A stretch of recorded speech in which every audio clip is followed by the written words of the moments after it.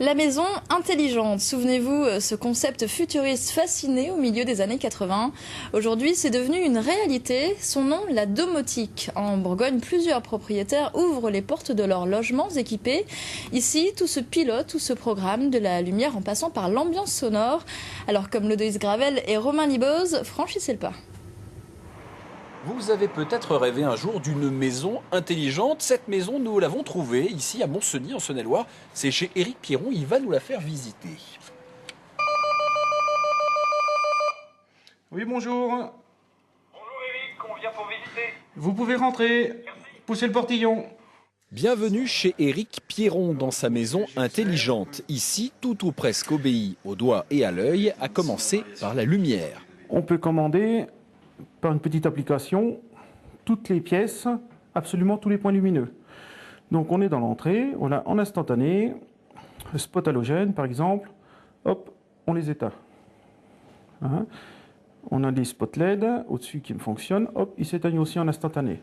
Il y a 5 ans, Éric Pierron a découvert les dernières innovations en matière de domotique. Cela est devenu une passion pour cet électricien de profession qui a largement équipé sa maison. L'installation est plus simple à réaliser qu'une installation normale traditionnelle.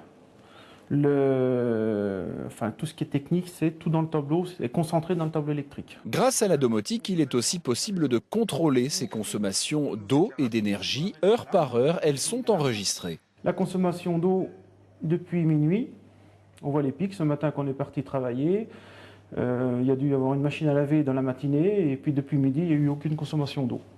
On peut modifier et voir en euros, par rapport à notre coût horaire, la consommation journalière de l'eau.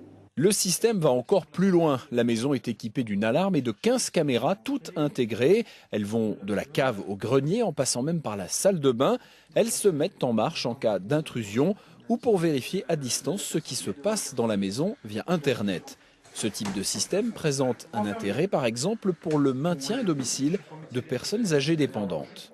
Par exemple aussi la personne peut visualiser sur une tablette qui sonne à la porte, lui permettre d'ouvrir le portail si par exemple effectivement elle habite dans une maison individuelle, ou également donc par ces gestes qui sont facilités au quotidien, donc pour la personne qui est occupante, mais aussi pour les aidants qui peuvent intervenir pour aider la personne, ou la famille qui souhaite consulter, savoir où se trouve la personne dans le logement, et savoir si tout se passe bien. Côté investissement, l'installation domotique coûte 15 à 20% de plus qu'une installation électrique classique, mais elle est compensée in fine par des économies d'énergie.